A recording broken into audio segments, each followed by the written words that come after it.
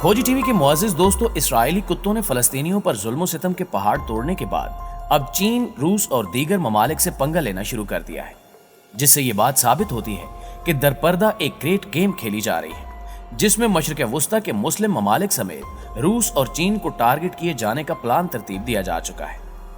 Israel ने चीन पर संगीन इल्जामात की बौछार कर दी, जिसके बाद चीनी हुक्काम ने इसराइल को सबक सिखाने का फैसला कर लिया है, जबकि गुज़श्ता रोज रूसी हुक्काम ने दो टोक अल्फाज में इसराइल को वाज़ेह पैगाम दे दिया है, जिस पर इसराइल रूस के खिलाफ भी महाज खोलने की कोशिश कर रहा है।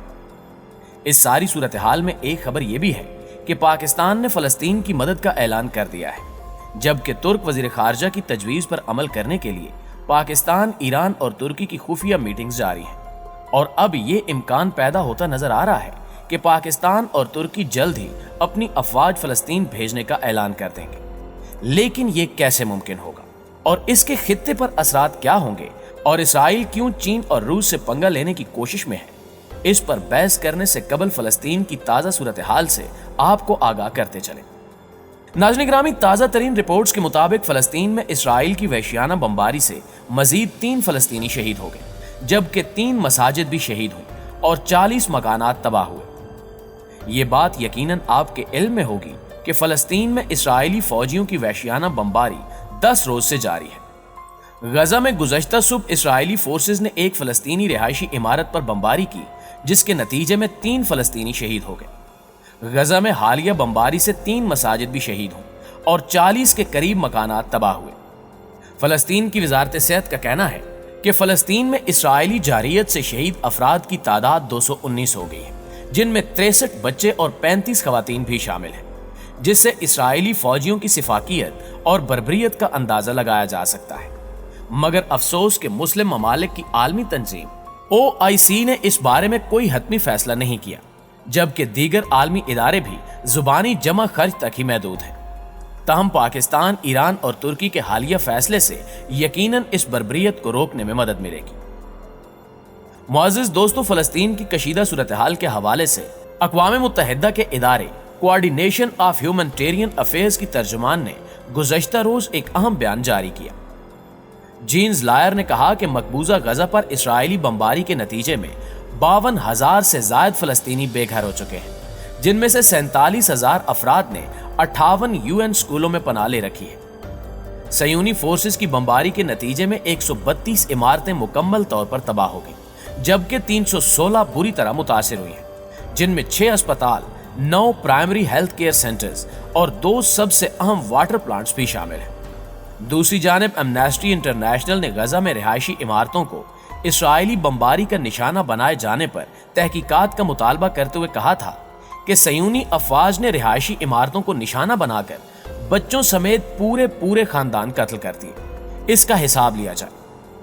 माहिरीन और तजियाकारों के मुताबिक यहूदी शरपसंद फौज की जानिब से फलस्तीन के अस्पतालों, स्कूलों और हेल्थ केयर सेंटर्स को निशाना बनाना इंतहाई शर्मनाक अमल है, जबकि शहरी आबादी को निशाना बनाना जंगी जराइम से कम नहीं। दूसरी जानिब आलमी मीडिया का कहना है कि हमास इसराइल की दिफाई तंसीबात और फौज को निशाना बना रहा है, और हमास की जानिब से इसराइली आबादी को टारगेट नहीं किया गया। ताहम इसराइली मीडिया के मुताबिक हमास ने इसराइली शहरियों को निशाना भी बनाया, जिस पर इसराइली हुक्काम ने गुज़श्ता रोज ये बयान जारी किया कि जंगबंदी का कोई इम्कान नहीं है। इसराइली फौज के जराये ने फौरी जंगबंदी की तमाम उम्मीदों पर पानी फेरते हुए कहा है कि इसराइली फौज का ऑपरेशन पूरी कुव्वत से जारी है और जंगबंदी का कोई इम्कान नहीं। 2 रोज कबल तक ये कहा जाता रहा था कि जंगबंदी की बैनुल अक़वामी कोशिशें जारी हैं और मिस्री क़यादत में सालसी का अमल जल्द शुरू हो सकता है, लेकिन फौरन ही इसकी तरदीद सामने आ गई। इसराइली शरपसंद हुक्काम कहते हैं कि हमास की जानिब से कहा गया कि सालसी करने वालों की कोशिशें संजीदा हैं, लेकिन फलस्तीनी मुतालबात को अभी तक तस्लीम नहीं किया गया। खोजी टीवी के मुअज़्ज़िज़ दोस्तों, इस सारी सूरत हाल में सबसे अहम खबर यह है कि इसराइल ने हमास के अस्करी विंग के सरबरा मोहम्मद दाइफ को अपना मरकजी हदफ करार दे दिया है।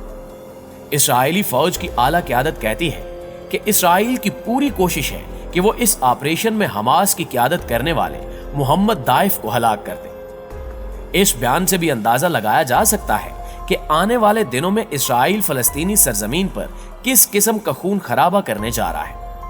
یہی وجہ ہے کہ ترکی، پاکستان اور ایران نے مشترکہ طور پر اپنی افواج فلسطین بھیجنے پر غور شروع کر دیا ہے۔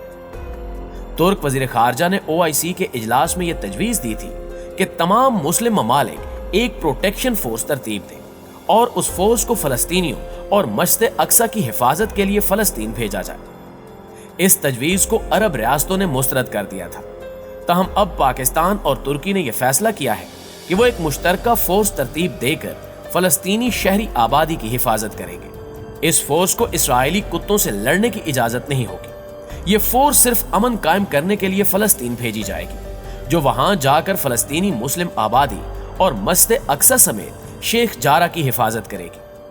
اس ضمن میں ایران بھی پاکستان اور ترکی کی بھرپور مدد کرے گا، اور ان تینوں ممالک یعنی پاکستان، ایران اور ترکی نے اس فیصلے کو عملی جامہ پہنانے کے لیے خفیہ میٹنگ شروع کر دی ہے، جس کے بعد کسی وقت بھی پروٹیکشن فورس کو فلسطین بھیجنے کا اعلان سامنے آ سکتا ہے۔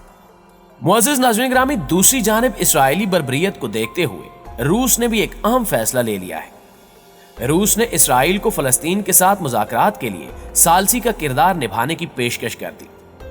روسی وزارت خارجہ کے جاری کردہ اعلامیے کے مطابق روسی وزارت خارجہ کے اہم عہدیدار نے گزشتہ روز اسرائیلی سفیر الیگزینڈر بین-زوئی سے ملاقات کی، جس میں غزہ کی پٹی پر ہونے والی بمباری اور اسرائیل اور فلسطین کے مابین جاری کشیدگی پر تبادلہ خیال ہوا۔ روس نے اسرائیل کی جانب سے طاقت کے استعمال پر دو ٹوک پیغام دیتے ہوئے کہا کہ بے گناہ انسانی جانوں کا ضیاع روس کو کسی صورت قبول نہیں۔ روسی حکام نے اسرائیلی بمباری کا نشانہ بننے والے فلسطینیوں کی تعداد میں اضافے پر بھی تشویش ظاہر کی اور فلسطین کے ساتھ مسئلے کو مذاکرات کی میز پر حل کرنے کا مشورہ دیا۔ تاہم اسرائیلی شرپسند عناصر ایسا کرنے سے انکاری ہیں، جس کی ایک وجہ امریکہ کی سپورٹ ہے، کیونکہ چند روز قبل اسرائیل اور امریکہ کے مابین $735 بلین کی ایک ڈیل ہوئی، جس میں امریکہ اسرائیل کو خطرناک ہتھیار فراہم کرنے جا رہا ہے۔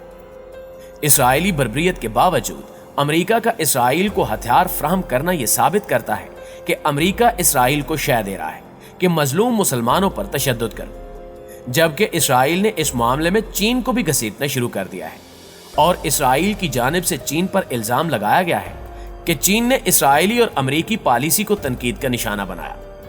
اسرائیل نے چین کے سرکاری ٹیلی ویژن پر یہود دشمنی کا الزام عائد کیا۔ چین کے سرکاری ٹیلی ویژن کے ایک پروگرام میں فلسطین کے حوالے سے امریکی پالیسی اور اسرائیل کی مسلسل حمایت کو تنقید کا نشانہ بنایا گیا تھا، جس پر اسرائیلیوں نے چین کو بھی ٹارگٹ کرنا شروع کر دیا ہے، جس سے یہ واضح ہوتا ہے کہ امریکہ اسرائیل کی مدد سے چین کا راستہ روکنا چاہتا ہے۔ لیکن دوسری جانب چینی حکومت نے سلامتی کونسل میں اسرائیل فلسطین تنازع کے حوالے سے ایک مشترکہ بیان جاری کرنے کی مخالفت پر امریکہ کو شدید تنقید کا نشانہ بنایا، جبکہ چین دو ریاستی حل کے حق میں ہے۔